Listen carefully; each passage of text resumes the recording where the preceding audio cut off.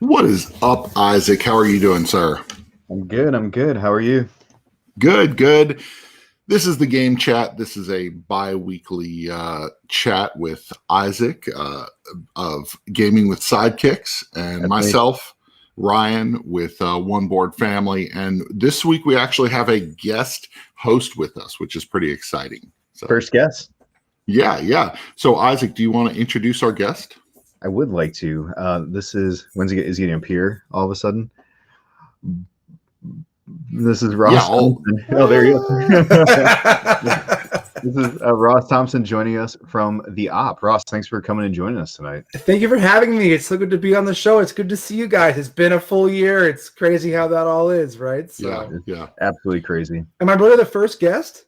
You're the first. Yes, sir. Oh, well, that's fantastic. Cool. Tradition set now, right? Let's do it. There we go. It'll be the best. So, yeah, we wanted to have a guest on because this is one of Isaac and myself. We talk about games every other week, and we wanted to get somebody in the industry on here and talk about maybe a specific topic. So, knowing you and the line of work you're in, we picked the topic of license and IP based games. So, we're going to be talking all about those tonight in different fashions throughout the next 30 minutes. So cool. For sure. I'm excited. Yeah. So, we growing up in the 80s, we all three of us grew up. I'm assuming I was born in 88, so 88. Okay. So yeah. You still had those late 80s and 90s games that were terrible, but they carried some kind of TV show. So I've got some ringers for tonight. It's going to be good. Oh, nice. That's good. We're excited about that. So our first topic tonight is what IP-based games do you remember from your childhood? So. Oh, man. I'll go first. Okay, So I grew up playing board games. My parents were big geeks. Like we grew up watching Star Trek and Star Wars and so on, and Legos were big in our family. Nice. And we had board game night, and we still play in the holidays, play Risk and Monopoly, like with the whole family and do all that. But at the same time, we played like Aggravation and Star Wars Monopoly, like the classic anniversary edition and stuff like that. But there's two games that really rung out when you mentioned we were going to be doing thematic and IP-based games. And so we played the Batman Forever game. So like Batman Forever, like with the Riddler and Tommy Lee Jones as Two-Face and the whole thing. Yeah. So there was you had to save people from being corrupted by the Riddler, and they would turn from regular people to green, and it was a high top circus thing where you had to launch a little bat ball from a bat catapult through the hoop that was hung between the two towers. That sounds awesome. Oh, it was incredible, right? And you had to get it's funny because I was debating going over to their house to go grab it so I could like show the catapult and everything. Yeah. We played that all the time, and it was really kind of neat because it was in that same like realm of Mousetrap where you had to build the board, and so there were the two towers and the folding cardboard, which like you look at that now and you're like, man, that table presence at a con would have been awesome because you're like, here's this huge thing, and while it's light, because you're still doing like a classic life where it's like you move down the tile, roll a dice, and movement. But at the same time, like it's cool. It's got a fun thing. It was a big like Fantasy Flight graveyard box style, right? Like so, it's just one of those one of those ones there. I got more, but I guess we're gonna go around, right? So it'll be.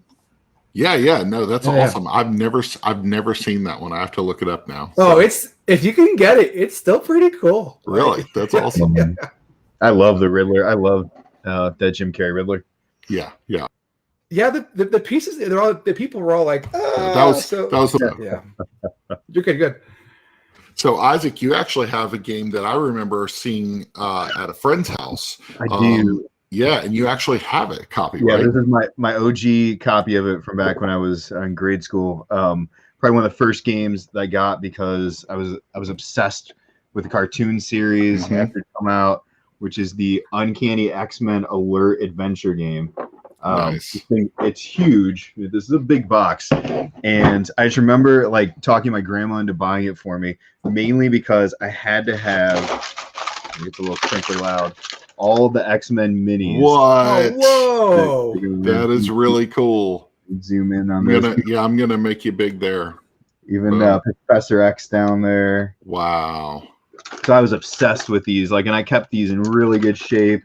Made sure to take care of the set, and it's got all the different characters, but it was like the straight up cartoon series. That is in fantastic shape. Like I a lot of care of this guy. Yeah, I've got Hero Quest down here, and that is in the worst shape possible. Oh, my Hero Quest is taped together. Right? Yes, yes. So many tape seams. That's really nice. That's so good. I remember a Who Framed Roger Rabbit game from my childhood. I don't think I had it, but I remember when I was looking up and looking at some of that stuff, I remember seeing the cardboard standees, and it immediately rushed back to me, and I was like, I remember that. I was a big Who Framed Roger Rabbit fan when that they merge real beings and cartoons. That cool to me. That was one of those little cardboard standees, and I don't even know what the gameplay. It's probably a roll and move game, right? But yeah, I just so remember it. Good. Classic. Yeah. So we've got Justin Gibbons. He had that game, and I'm gonna go and grab my other one really quick here. Hold on. Okay. My mom sold it in a garage sale. Oh. That's so sad. So sorry, Justin. That stinks. Yeah. And if you want to interact, be sure to comment whether you're on Facebook in either one of our channels or on YouTube. Just be sure to comment, and we'll try to throw you in there. So, for sure. Jurassic Park. What? This is one of the coolest ones. Okay. Right. Oh, you got to get that like love with the tape. Yeah. Perfect. So this one is it's literally a classic roll and move, and we played this all the time. Yeah. Growing up, and I'm so glad I was able to grab it. But the map is massive, and you've got. Is it a paper map or is it? So let me get it. Here's the whole board here, right? So it's got a USAopoly photo of me in a red. That's funny. I'm gonna. There we go. A glitter beard right there. Good times. Nice. That's funny. I'm gonna move those Munchkin coasters too. This is obviously traveled with you. It's a little bit, right? But yeah, so it's got this huge board in here, and I could pull it out, but it's like 3 of this size. So it's the whole island. Yeah. And along with that, it's got these. You can build the visitor center. Mm-hmm. So it has the little pop-up visitor center. That's awesome. You can get going, right? And you put that on. Really so cool. You've got to get to the visitor center. And so as you're running, it's not a roll and move. What you do is you have these cards, and all the cards have different move. Oh, you've got different move on it. So like move 2 or 3, or move 1, or escape 1, or the best card you can get in that is cancel a player's move. Ooh, right? So they don't get to go anywhere. Love but the it. whole time they're running, and you've got your nice ID cards. You got to make sure you know who's who, right? As you're going around on those different things. Nice. But you're running from these fantastic dinosaurs. So you've got your Velociraptor. What? Yeah, and that's you've awesome. got your that thing had some sweet minis, right? Yeah. The T-Rex. They're all exactly the same size. I love that. Oh yeah. Well, you've got their own little okay. bits, right? It's a little smaller. Okay. Yeah, and then you've got this. Not to scale. And they're all standees too, right? So you've got these, like Alan Grant and everybody's all the different little colored pieces there. Nice. Yeah, so we played this all the time growing up. It was super fun. That's awesome.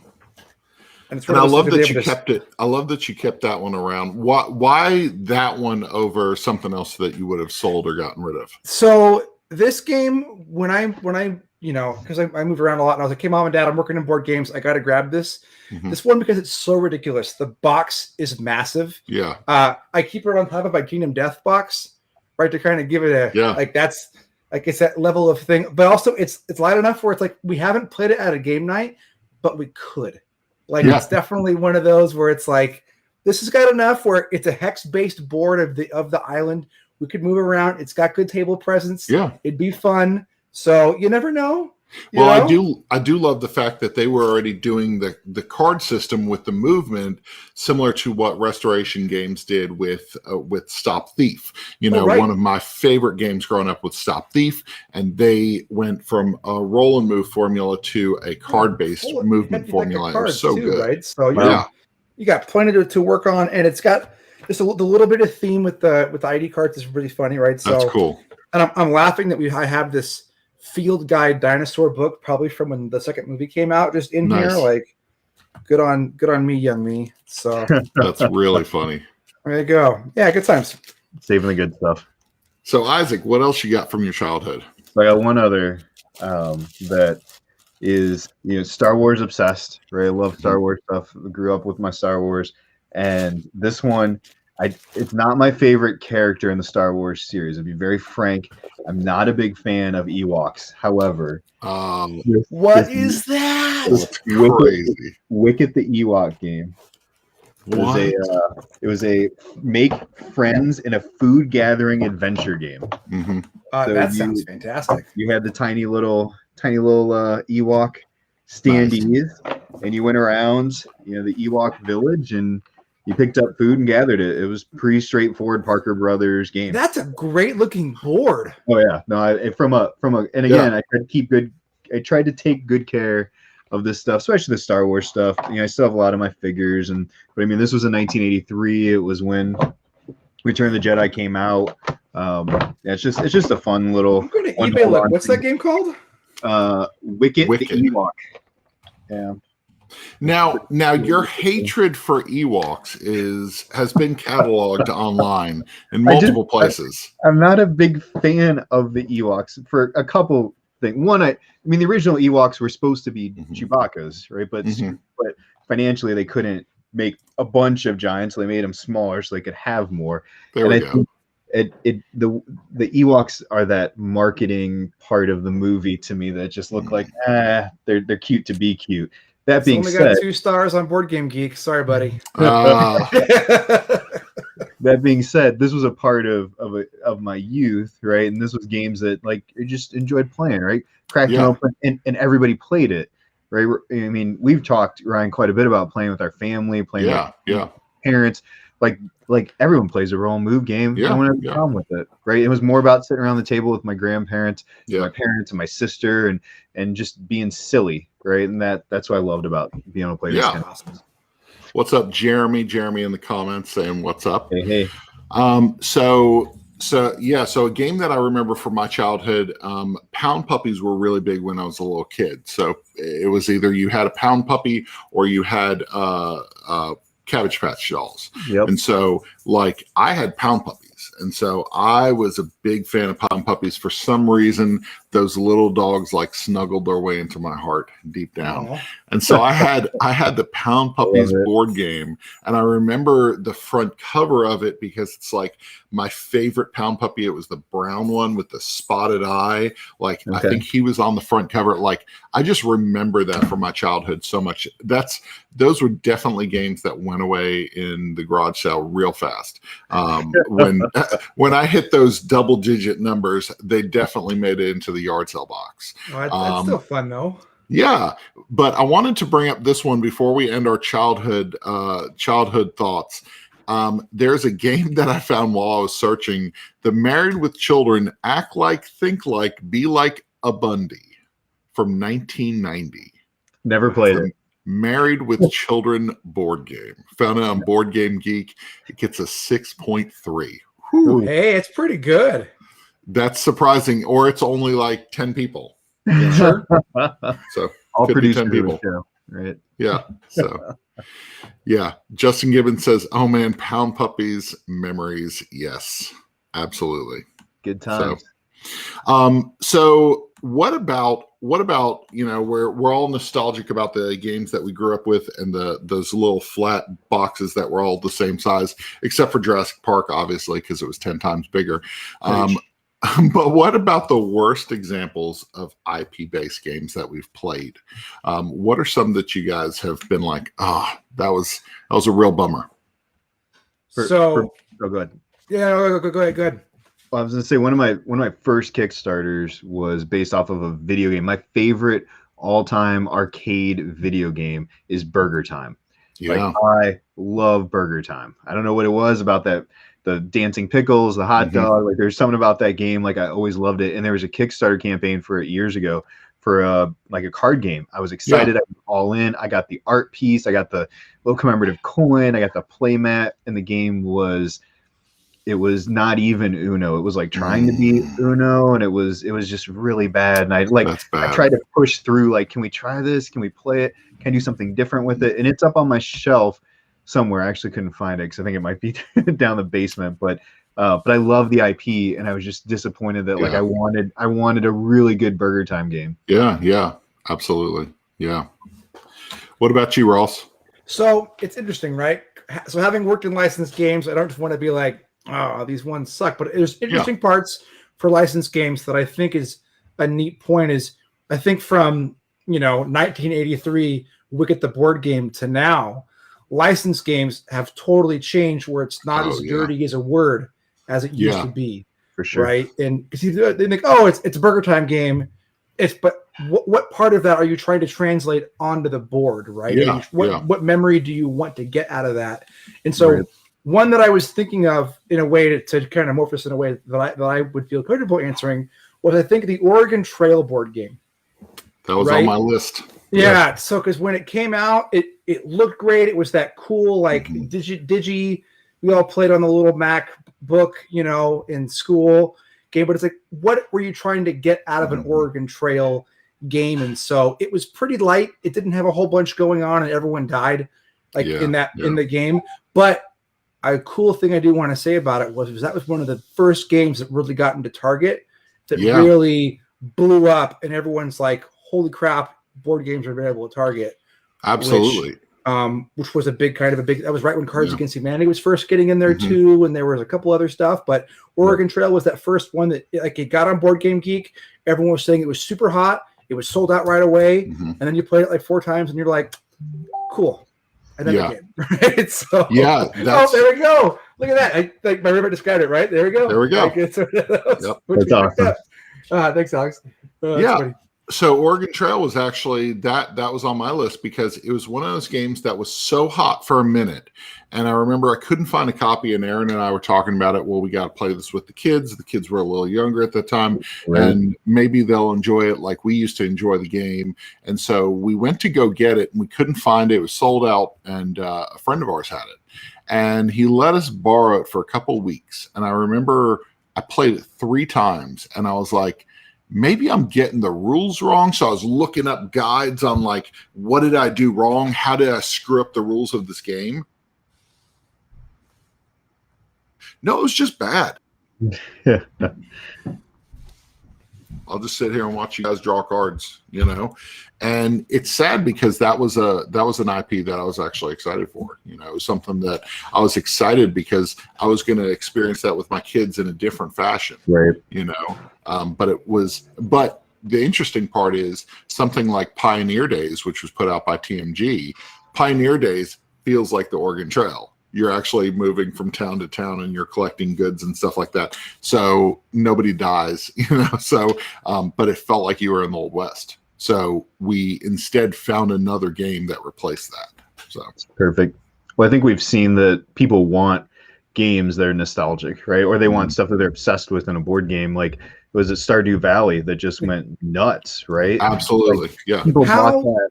Like, go ahead. There was no knowledge on that game. Right. Nothing. Perfect. They dropped one tweet. Look at this. You can buy it, right? And it blew up that day. It was like being on the publishing side. I love that. Even though we all know we make games, we distribute it. It goes in magazines. It goes in review copies. We go to shows. We go to this. Like in the wheel. This is how it works. Somebody's still like, screw all that. We're just going to make it, release it, and look at that. And it blows up. And it just shows how powerful the community and the fandom around a license or a theme or a company or a person can be, right? Like, look at Exploding Kittens and that same thing, right? Like, we didn't know what it was until it hit. And then when it hit, everybody knew what it was right away. And for all your thoughts on that game, whether it's not super, it's a light, it's fun, but it does what it does what it means to do. Yeah. Right. You're playing a light little passing around the dynamite, but it formed a whole company that's now coming out with Neanderthals with poetry and all kinds of cool things. So it's funny how that kind of that license theme, and Stardew Valley is a great one to bring up on that, because it is. People already have it in their hands now. There's no wait. They waited until they were ready to go, which is very it's unique. It doesn't happen often in our industry. So I applaud them. It is unique. And, one of those, when you see things, especially when you talk about Kickstarters, when you kickstart a game versus having it ready to go and saying orders are coming in right now, you can buy it. Okay. I think that's interesting, because I think that, my son and I were watching Umbrella Academy, and we were enjoying the show. We were liking it. We were talking about the themes and the plot and everything, and about what was going on. It proves like people have gotten it through fulfillment, and I hear terrible things about it. And it's one of those games that I'm like, the artwork looks so good. It was like in everybody's wheelhouse at that moment when it was on Kickstarter, and nothing. Like I wouldn't, if I saw it for under $5, I might buy it for the artwork. But I've heard nothing but bad things about it. Well, and that's it may not be for somebody, but it may be someone's game too, though. That's true. Right? And because I think with the board game community, for as wide as we are and diverse as we are across so much stuff, social media really has kind of made some lines and be like, hey, we don't like this game, or we like this game. So even though the people that love a certain style of game that happen to be the loudest to the community may not like it, the game may still have its own merits in its own way. So that's true. Yeah. And games, I've enjoyed games. I've taken a game that other people have been like, it's not that good, and I hold up the game, I'm like, I like it, I dig it, So that's totally right, Ross. That's all that matters. Yeah. If it's your favorite game, go for it. So well, and it's funny too, because I see the thing up there on your shelf up there, right? Yeah. And speaking of thematic games, that like obviously it's an op game, so I'm gonna like rah, but also like that game captured the movie so well. It did, and it was one of those like, well, how do we take the feeling of the movie and then translate it onto a tabletop platform? So here's a story about the thing. I got that for Christmas the year that it came out. Cool. The license, maybe you can fill me in on what happened if possible. I don't know. It was not being reprinted. Okay. It was still in the shrink, and it sat there for a year in the shrink because I didn't have the people to play with me.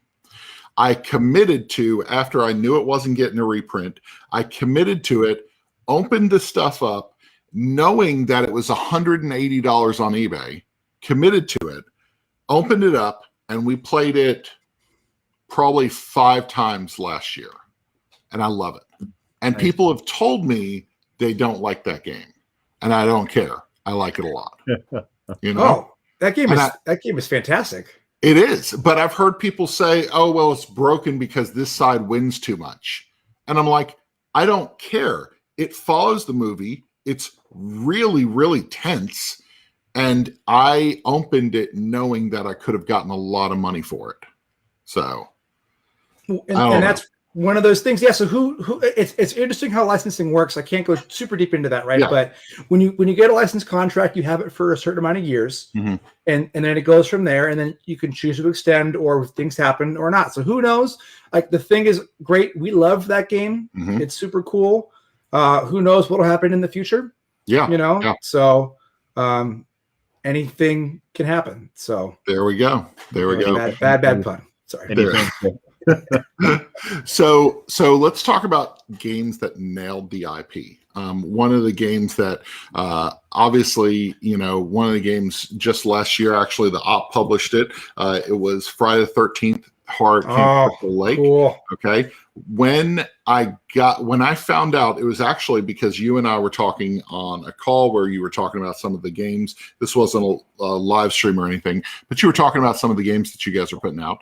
And I played the game. I didn't know that it was a reskin of Quartz. And Quartz is this probably loves. It's tense and it's frustrating. And I was like, Quartz and Jason Voorhees, and it made total sense, you know? And so it's the tension that builds when you're drawing out of that bag and you're like, what am I going to pull? And it was a great fit. It nailed that theme and it brought tension. Now, could you apply for 13th to a ton of other mechanics? Of course. But I feel like it was actually a really, really cool fit that I wouldn't have put together. So. Well, and I have the reskinned Quartz in Snow White. Yeah. And the Seven Dwarfs. I love, like, when we're in Disney House, and man, that game, we played the heck out of that one. But again, using a mechanic that works well and finding, like, it just gem mining works great. Yeah. And you got the Seven Dwarfs. That's kind of the magic of what we get to do here at the op, right? So yeah. Well, one of the reasons we asked when Ryan and I were kind of brainstorming ideas and who to talk to, one of the reasons we wanted you on, it wasn't to point out all the games we love, but we're like, man, most of the games that we love are coming from the op. And one of my favorite themed games, when we talk about things that nail the IP, I love escape room stuff. My wife does not. She's not interested. She doesn't love it. Same here, man. She'll humor me occasionally. Yep. But man, if she did not crazy get into this, awesome, like more than I expect. Like, we played the first half, right? Because this thing's broken down to play it for an hour if you want, take a break, come back. We played the first half. I looked at her. She's like, "Let's go. Let's finish this adventure." And I was ecstatic. And everybody was acting out the parts. My son was reading like Scooby Doo. There we go. Oh yeah, it was such a fun mix of escape room and a little RPG and a little like all that. Like, we were finished, and I was like, oh, man, I want to play. I want to play part 2. Like, I'm looking at this, going like, all right, does it say of one? Am I going to get another version of this? But I loved it. Like, I as far as nailing the IP, this one's like top of my list right now. I love this. That one. Awesome. That one was such a clear. So Aaron and I played that. End of the summer, maybe. I'm trying to think of the time frame, but whenever it was, I just remember us sitting down and being like, the voices, the characters, the way that the characters were written, the different, even the mansion that you're exploring feels like Scooby-Doo. And so it's funny because we were playing it and Netflix had put, I think, one of the new Scooby-Doo episodes, like a couple seasons. And so I started throwing that on while I was working. Oh, perfect. I'm working from home and everybody's off at school or whatever. And I'm playing that during the day while I'm working just to hear Scooby-Doo in the background. So that one definitely nailed the IP really well. That one's so we got to work with Sen-Fu Lim and Jay Cormier on that one. And we did a panel. I ran a panel for the Op at Home for Comic-Con last year where we brought Butcher the Designer to talk about our games. And Sen shared a really funny story about that. So Sen, in case you don't know, is a huge Scooby-Doo fan. Nice. Like super fan level Scooby-Doo, which was perfect. So when we first reached out to them about wanting to do Cody Chronicles and the escape room style and kind of more of an op thematic, and we were like, "Oh, Scooby-Doo," he was like, "Yes, I am in." So Sen did a lot of the major writing for it, and so when we submitted that game to Warner Brothers, and it came back, the licensor was like, "Is this one of our stories?" And nice. They're like, "Oh no, it's from the designer." And they're like, "Oh, well, that easily could have been a Scooby-Doo full-on story." And it's just like, that's funny. Perfect, right? That's the highest compliment. It really is. They've done a wonderful job with that, and obviously we've done one with The Shining as well. But so you're looking on that. Are there more? We are going to be doing more Cody Chronicles for sure. Nice. We love it. It's super fun. I can't say we're going to do like a Scooby-Doo continuation, but we do like the ops library of licenses we have available to us is pretty vast. So we'll see what happens. Very cool. So Ross, what is a game that nailed the IP for you? So the minute I saw that, I had an immediate one come to my head, and it's the Battlestar Galactica, the base game. Okay.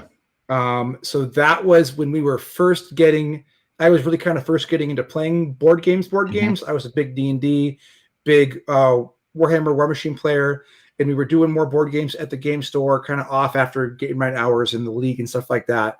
And it was right when that game first came out, and we played. For those that haven't played, it's very similar to The Thing, right? So who's the Cylon, and you're on the ship, and you're trying to make sure you can jump to get to the planet. But you got to get enough fuel, and then halfway through, someone else becomes a Cylon, so you're kind of worried about what's happening there. But the first time we played, we were trusting Patrick, one of the guys at the game store, and he was leading us right through. Everything was good. We had found out who one of the Cylons were, so we're like, oh, we're set. There's no way there's a second one here. And all he had to do was just hit the FTL button so we could jump. And instead, he reveals himself as a Cylon, blows up two parts of the ship, and then the Cylons win.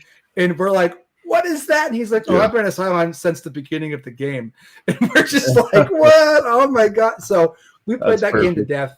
The base game is super good. The expansions add to it.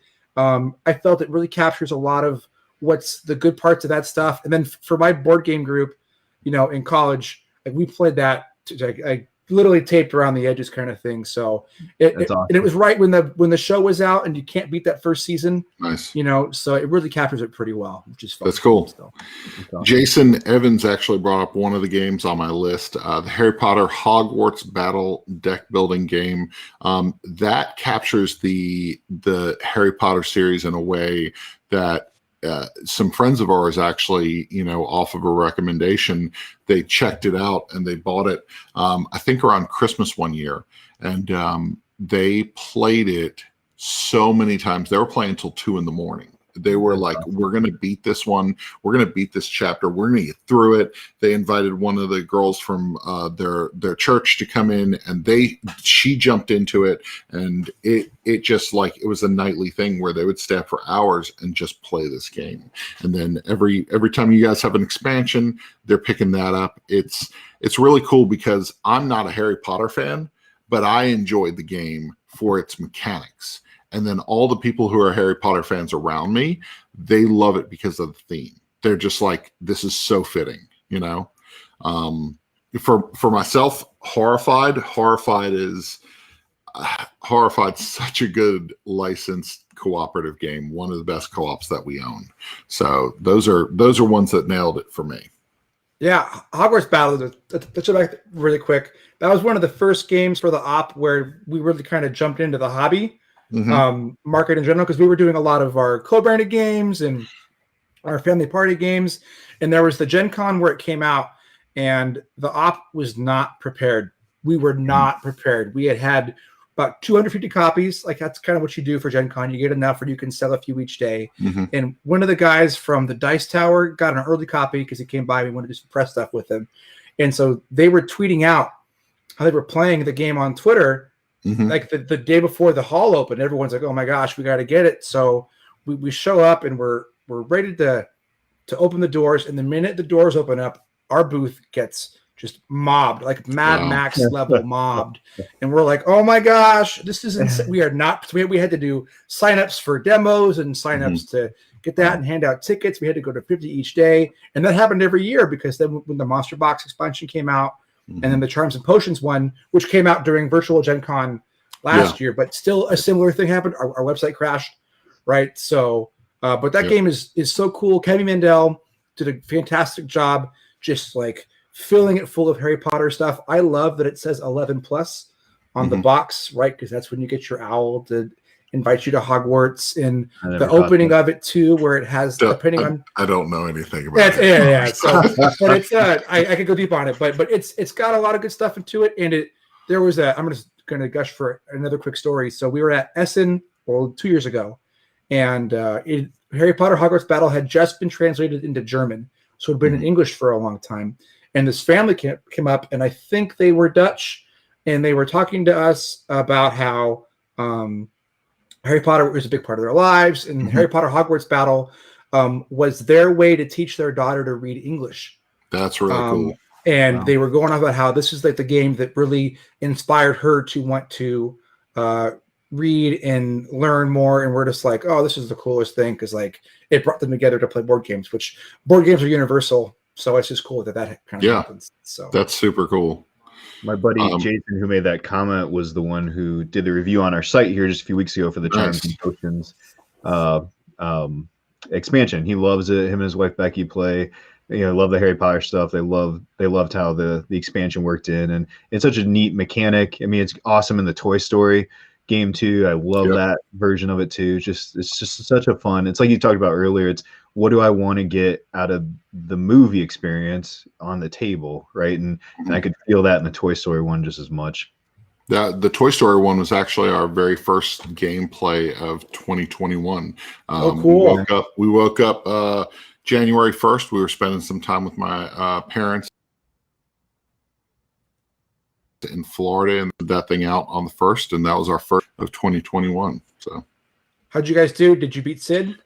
So we beat the first level, and then we ended up, I think we left 2 days later to come back to where we live in Columbus, and so we have to get it back to the table and keep playing. My daughter, who is a huge Disney fanatic, liked it, so I was happy with that. So that's great. Yeah. So Hank on YouTube writes, Star Wars Queen's Gambit was literally like playing the episode 1 movie. So I remember the box art for it. I remember the look of it and all that stuff. I've never played it. So we actually had a chance we were at Gamers Ranch, and Hank was in that group with us. I didn't play it, but I watched him set it up, and man, that thing was a table hog first off, but man, it looked beautiful on the table. Absolutely loved it. Oh, if episode 1 gave us anything, it was Queen's Gambit, the board game, right? So there we go. So Isaac, do you have another game that nailed the IP?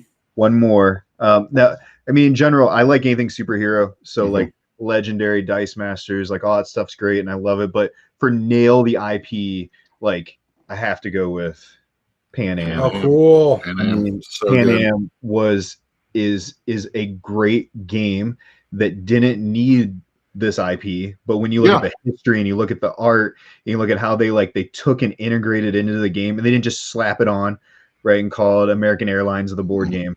But one of the guys on our team, Stuart, his wife is pretty high up in the aviation world, and there's things she says, playing this, she's like, oh, that's absolutely correct. That's what you would have to do. That's how they would pay you off to take your airline. Cool.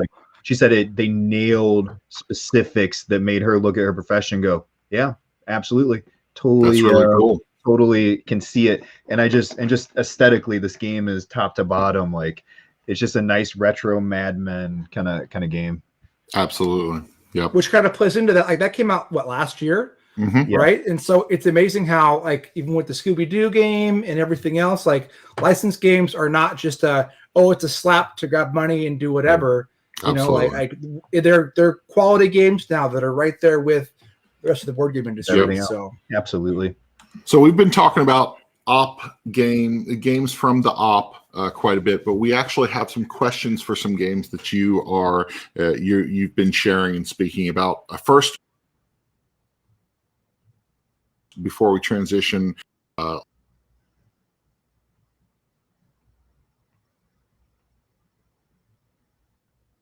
learned this early from playing board games before he started grade school in earnest. Plus, it was a great bond. It was great bonding over the experience. Heartwarming stuff. Perfect, Drew. That's why we love talking about board games and family. So yes, it goes hand in hand. Yes, sir. So Ross, you have some pretty awesome games from the op that we love. And so U's and Q's was a big hit in 2020. That was a game that we actually got a chance to review, and it hit right in the middle of COVID. Yep. How did promotion for this title change as you realize that you are putting out a party game based on colors when no one can hang out or be together? How did it change? Yeah, so I mean, like everybody else in the industry, COVID totally shook how we were planning our whole year. Mm-hmm.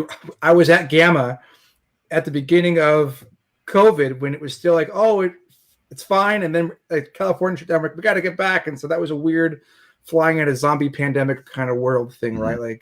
But with Hughes and Q's, it was interesting, right? Because it is a party game, and it's just one of those games where you got to be around everybody, but at the same time, we're like, well, we can still make this happen.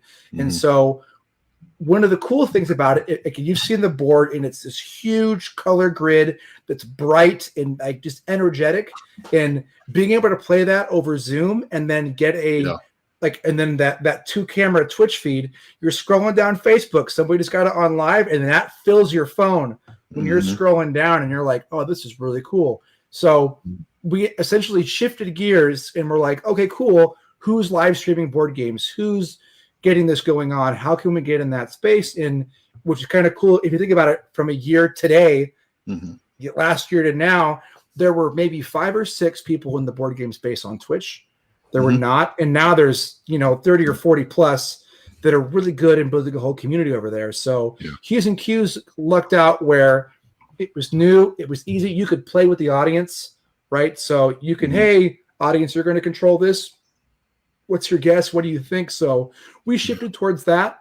I mean, we also lucked out where it was in Target, and at the beginning of COVID, Target was open and selling board games, and they couldn't keep board games on shelf. Harry Potter Hogwarts Battle also ended up right on the shelf during that March quarter too. Luckily, right? So there it was. We were getting a lot of Hogwarts Battle. We were getting a lot of Q's and Q's.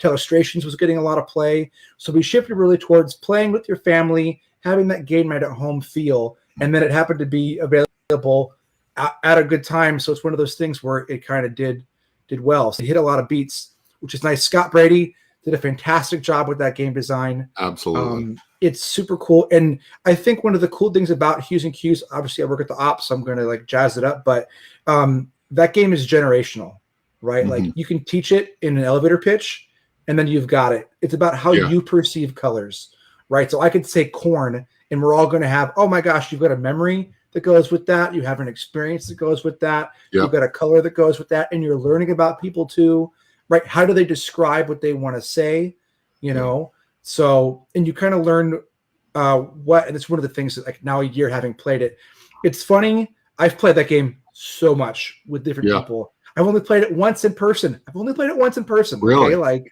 Because it was when Scott originally pitched it at Origins. I got to be in that, which funny story on that. I love con stories. So Scott came and pitched it out to me and Pat at Origins, or Fletch at Origins. And as the whole board gets out and it fills up the table, a family walks by and they're like, oh, that looks great. Can we play? And he was literally right in the middle of pitching it. And we're like, yeah, come on in, do it. And you're like, well, you can't have a better game pitch than having somebody ask to play right away. So that's awesome. Yeah, the game's good. Awesome. Everybody gets it. If you haven't picked it up yet, go do it. Hughes and Q's is awesome. So I can't talk enough about it. It's wonderful. Ryan, Bob said you guys did a live stream of it for One Board Family.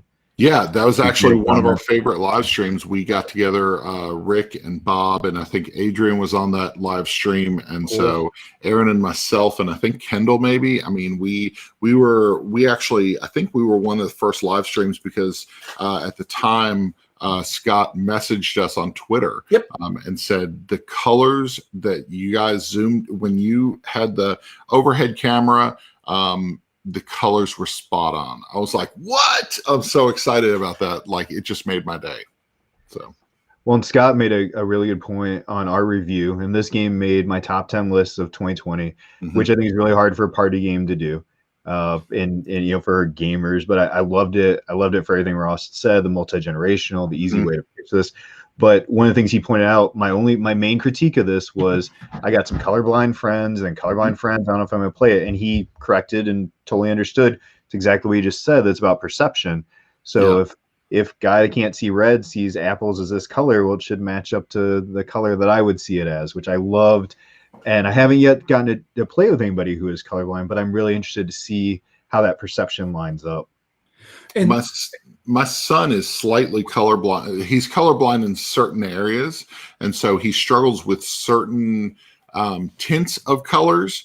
And but he's still willing to play it. That's the important part. There have been games that he's been like, I can't tell enough, and so it's just frustrating. And he's willing to play that game.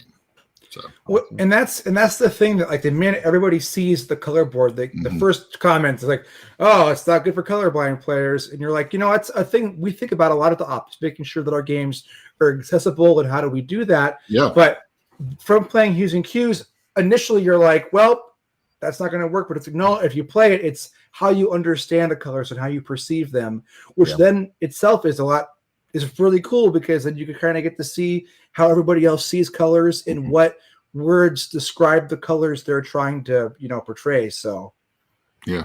Bob also said Ryan, he remembered playing it. He's commenting on our feed. He remembers playing it at media night with Bruce. He said he remembers playing it because Bruce is not a quiet man when he plays games.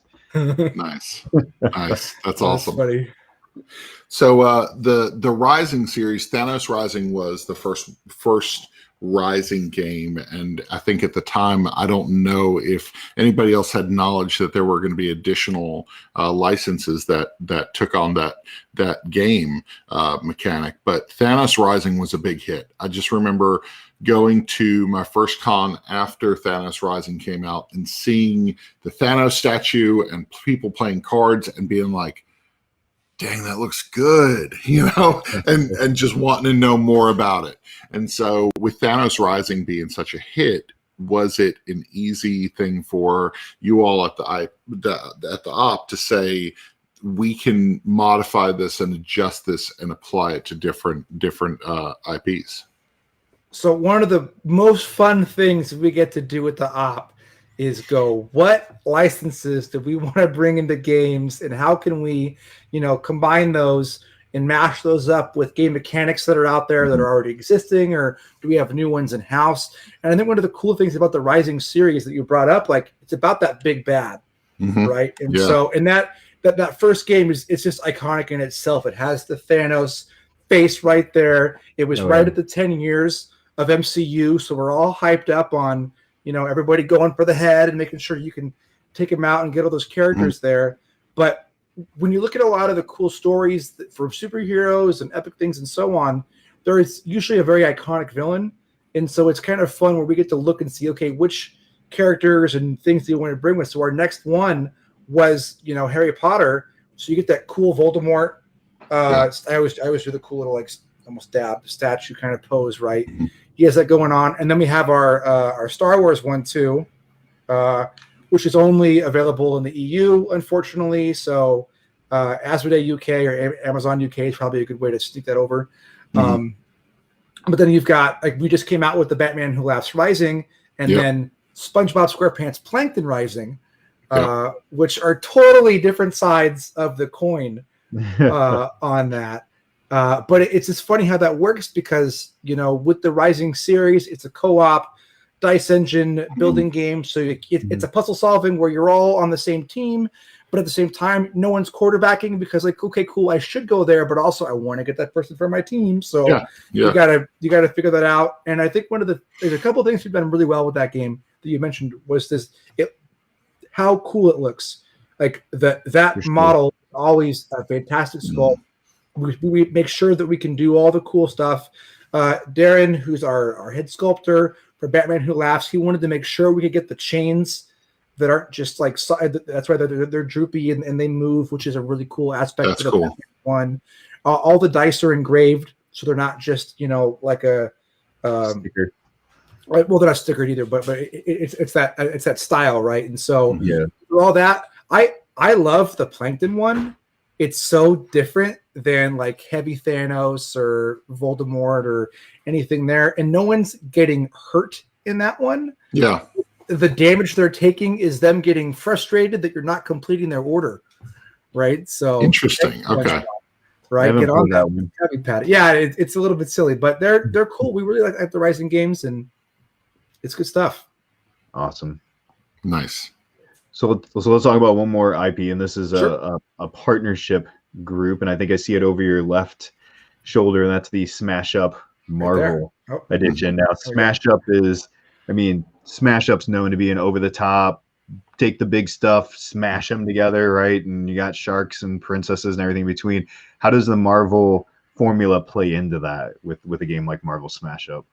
Yeah, so All Direct Entertainment, AEG, they're a fantastic company. And I think one of the cool things we get to do with the op is work with other game partners in the industry, right? So we have all of our Munchkins with Steve Jackson games. Mhm. You guys brought up Quartz with Plan B, right? And so when we were able to work with AEG on this, Smash Up Marvel isn't just our first with AEG, it's the first licensed Smash Up. Right, so they've got all the different cool parody ones they've got, and Paul Peterson has done a fantastic job, and their playtest team is really knows the game. So it's cool when we were able to kind of get and work with Marvel.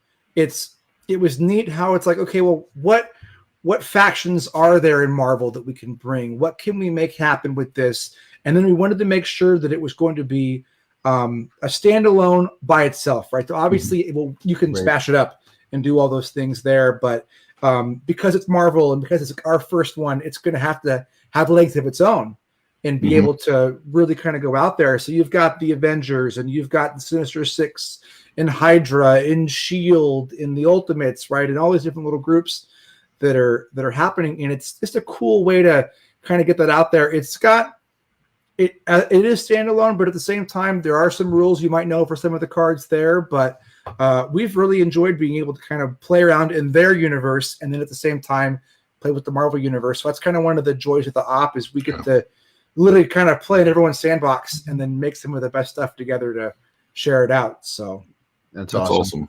I'm sporting them on my shirt. Yeah. I'm a big Venom fan. What were you like for that game, for the Marvel version of Smash Up? What were you most excited? Like, do you have a favorite character or team that's in that for you personally?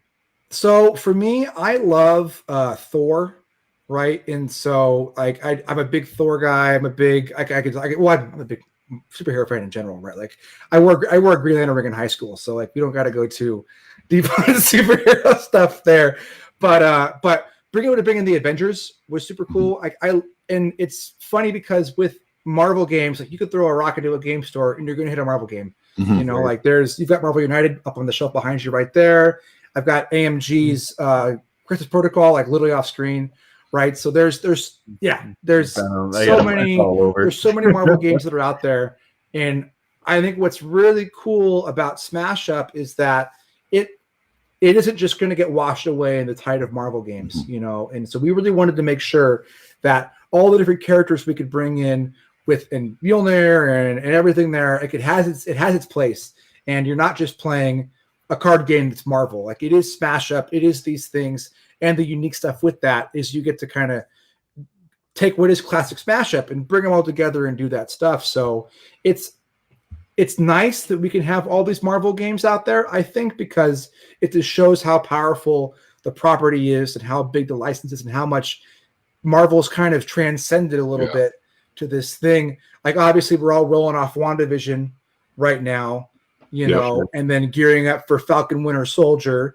and then Loki and then whatever movie is going to get us going next and what fan theory there and all of that. It's we could talk for an hour just about that whole show, right? So, but the fact that we can do that is great because then you can play the characters you see like Monica Rambeau's in Smash Up Marvel, right? And you got all that cool stuff there. So it's being able to get not even a deep dive because a lot of these characters are coming out and doing this stuff. So we had some people that were working on our team and with AEG that really wanted to make sure they could bring the right characters to this game so that it wasn't just going to be here's Hydra versus Shield and Marvel's versus whatever. Like, let's make sure that we can get a nice wide cast and variety that Marvel has to offer, which is really cool, you know? So, cool. And as tabletop gamers, it's what a wonderful time to be a geek, you know, that it's not just geeky now, it's literally pop culture. Like there's a D&D movie coming out that's going to have Chris Pine, right, and the guy from Bridgerton that are going to be in it, and you're like, oh, here's Entertainment Weekly now in Forbes covering D&D, covering all of it, right? Like, and so we are, and especially kind of back to that COVID thing too, right? Like at a time when you know everybody has to go be with their families and do these things, board gaming is there, right? And we get to play that and do these things, and so it's and then we all get to share with WandaVision, and so I could preach about it all the time, but I love that gaming gets to do this and we can kind of celebrate in the arts and the entertainment. So it's good. Sure. It's really cool. And the Marvel stuff, I mean, that's my, like, I love it. Marvel decorations up. Venom's always been one of my favorite characters. And I mean, our site, we talked about this before, but our site started, that's why we have the sidekicks on our logo, as a Dice Master site. Like, we became obsessed with a game that let us play our favorite superheroes and roll the most awesome superhero custom dice we had ever seen. Oh yeah. And I have buckets of Dice Master stuff. Like, I don't play it as much as I used to, but like you said, it's just like one of the cooler things for that was like the obscure characters started to find their way into the game. Stuff that, like, one of the guys on our team, Randy's a big fan of the character Ricochet, who is not a big known character. He's in the Spider-Man Pantheos, and like, he was so geeked to, like, see, like, oh, this is my character, and like to be able to experience that, like you said, have your little piece of geekdom on the table is just such a cool thing to be able to experience. That's awesome. And that's one of the things I think with licensed games and these thematic games that's really cool is, like, for your fandom, obviously you found it through a comic book or a movie or whatever, but at the same time, it doesn't mean it has to live there, and there's so many different ways you kind of get to engage and explore in that. And so the art of finding how to translate that from what do you want, how do you want to experience that on the tabletop is really cool. And I think we've just only gotten better at it. And the more wishes we get to make games and design games and then play them and share them, it's just going to get better and better. So absolutely. Cool. We always end the show with what we're playing this week or this month or whenever, what we played today. Who knows? So I wanted to point out 2 games that our family's playing. First is a game from Hub Games called Combo Clash. This one's interesting. This is actually a promotional copy we're going to be doing a review for, but I was shocked at the amount of combos there. There's these little cardboard tile cards, and you're using this hand of cardboard tile, 5 cards in your hand, and you're playing them in a grid that's actually just a woven mat. And it is really fun because creating those combos, you feel like an evil genius when you extend your turn to be like this and then this and then this and then, oh, look at that, and now I got points. So it's a really cool one. And then one that we picked up this weekend because of all the hype that we kept hearing, Overboss. Oh, cool. Oh man, we just finished our 3rd play of it. It's really good. I think that's really great. Good. So awesome. Yeah. Love Boss Monster. Yeah. So what have you guys been playing? Isaac, go ahead. So I've been lucky to have a group of, I've been vaccinated for a while as a healthcare worker, had some friends who are, so we've actually been able to start getting together in small groups, a couple of us to game, right? It's been such a breath of fresh air, right? And so I finally got to the table. I was going to put it up here on my table, but I have too many other games because this game is Kanban EV.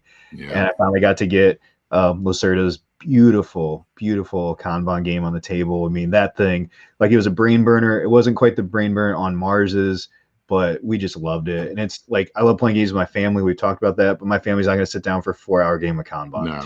And so I loved having a chance to play that with them. And this last weekend, I was out of town. My daughter had dance recital, had some time to write some reviews, play some games. I played my first ever solo game. I've never played a game where I've sat down and played by myself. And so I played this guy, Baseball Highlights, the dice game, which is coming to Kickstarter in about a week here from Eagle Griffin. It's baseball highlights and football highlights. They got them both in here. It was fun. It was quick. I enjoyed the experience enough to go, okay, I can play that again. And it's a roll and write. I mean, I love dice. We've talked about this. This thing is full of like some pretty cool. Is it like Moneyball the game, right? It is a straight roll and write. I mean, you're just. Is it a solo game intentionally, or it's got a solo mode? It has a solo mode. It's okay, a one to 4 player game, but I mean, it's pretty straightforward roll and write. We had a good time with it. It's not it's not a rocket science game, but if you like the IP, if you like roll and write stuff, it's gonna be a fun one to play. And one more that I got off the shelf that I didn't get a chance to mention. I haven't played it in a while, but I got back to the shelf. This is a very rare game, I'm told. It's very hard to find a copy of this. And this is the Star Wars version of Suro. Oh shoot, that's the Russian version, What? right? Like that's yeah. They did not make a lot of copies of this. Nope. I won it. Know about that. The guy, and I can't remember who at the time. This was well before I was doing any type of review work. But at the time, it was one of his personal copies of it. But yeah, you can see it's all in. I don't know what the language. It's definitely not English. If you want to find Russian copies of games, I'm going to give you some behind the scenes thing here, right? Okay. So Hasbro has the Star Wars license for North America. So that's why everything goes through them. And then Fantasy Flight Games got grandfathered in, which is why they can do everything with Asmodee for Star Wars and so on. That has not stopped companies from getting the Star Wars license. So for the OP, we have an EMEA license, right? So we can do Dark Side Rising. I've got Star Wars Talisman right over there to get gearing it for that. And that's all available on the EU. But if you really want to dive deep, and so like we go into shows like Essen and so on, you get to see a lot of these things. So the Star Wars Suro, there's Star Wars Carcassonne, there's Star Wars Flux, there's all kinds of little things that you can go find. So don't be surprised. You may not have heard about it, but it doesn't mean it doesn't exist in some kind of Mos Eisley Underdark kind of thing, right? So yeah, I remember when you and I talked about the Star Wars Talisman. I was like, oh man, I think my son would be super into that. And then you were like, Europe only. Yeah, it's tough. I even have a hard time kind of getting review copies out, so it's a weird thing there. But if I want to talk about games for I'm doing, so I could talk Star Wars because I got a whole box of our new stuff right there. But so I've been doing a lot more of this lately. Oh, nice. So here's for Pixar's Onward. So it's the Quest of Yore. It should be coming out later this year. So I think looking at like a April, May. So check out for that. It's going to have all this cool stuff going on. Nice. So it's going to have 13 quests in it. You've got pre-made characters, but you can make your own as well. So like we played a game where I got to be a Manticore defender and do a whole thing, which is super fun. But it's a light intro role-playing game. It's Barley's edition too, so it's got the fake tape on the sides and everything, and it's got a little worn down, but cool. We did it that way on purpose, so it's super cool. And then I'm playing a lot of Twilight Imperium lately, so I've been playing that on Tabletop Simulator. There we go. So I've got 2 games this month I'm super jazzed for. So nice. Should be good. So we do have a question. This is probably more to Ross. Have you guys heard about Battlestar Galactica licensing? It's left to Aries. Wondering if it's being widely talked about. The games are so expensive. Yeah, so on licensed games, because we kind of talked about it literally the whole time, right? So licenses last for about 3 to 5 years, depending on the contract with different companies. So they'll have them. They get to make it. It's super cool. If they want to renew, that's up to them or the licensee. So as a lot of companies that are out there, which are a whole bunch now that are doing licensed games, there's a lot that goes on behind the scenes. So while a company may want to do that, things change, the licensor changes, relationships change, all kinds of things happen. So there isn't any one reason why it isn't available anymore. But when it's not, and it's dropped and it's gone away, like sometimes that's just how the story goes, So, but when that happens, though, it does open up for new opportunities. So there have been licenses that have been kind of passed around with different games and different companies. Sure. So who knows how that's going to go?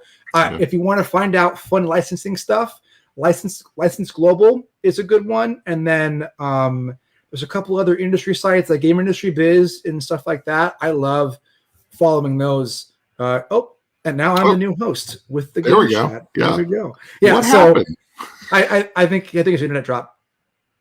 Oh, there we go. He's back. There we go. Let's see. Okay. So, but following a lot of those sites, there's a lot of cool industry sites that kind of follow licensing and stuff like that. ICV2 is another really good one as well. Yep. And you can kind of see what's going on. So it's always neat to see where those things go and travel and pop up. So that's awesome. Yeah. It's cool. Very cool. Well, Ross, this has been a lot of fun. Definitely, I think we went over our time limit of 30 minutes by just a little bit. Oh, good. Just a little bit. So this was, Ross, you were our first guest, and we're super thankful that you came on the show with us. And hopefully, if you're watching, whether you're watching from Gaming with Sidekicks or from One Board Family, or you randomly stumbled upon us on the internet, hopefully you got something out of this episode. So this is the Game Chat. Isaac, why don't you promote Gaming with Sidekicks a little bit? Yeah, we're over on our main site, which is gamingsidekicks.com. You can find us on Instagram, Facebook, Twitter. We're very active on Instagram, Facebook. We have a Gaming with Sidekicks board game community over on Facebook where we like to chat. We like to have a good time. We just gave away a copy of a game. We probably have some other giveaways hopefully coming in the near future, and we just love talking about games that you can play. Our big thing is games we love games we like with the people we love, right? And that's what we love to talk about. That's cool. And then One Board Family, we're over at oneboardfamily.com. You can find us on YouTube and Instagram, Twitter, Facebook at One Board Family. And our YouTube channel is almost at 1,000. We're awesome. 912 or something like that, somewhere Everybody around there. So just jump on there and get us to 1,000. We would greatly appreciate it. We've been knocking on that door for a minute. So and join us on Friday nights for Friday Night Fight with Unmatched. So and then Ross, where can they find all that gaming goodness from the op? Awesome. So we are at theop.games. You can find us online. We're on Facebook. We're on Twitter. We're on Instagram. We got a Pinterest. You can do all those cool things there. Share what your games you're doing. Tag us online if you're playing our games. We love seeing what's going on. We've got a lot of cool announcements coming out. The year is just getting started for board games, so it's going to be a lot of cool stuff. We just finished our Gen Con Spring Showcase last week, but there's more shows on the road. So you can find us online. Let us know what you're playing, and we'd love it. Thank you. Very cool. Well, you guys have a great night, and until next time, we'll see you at the table.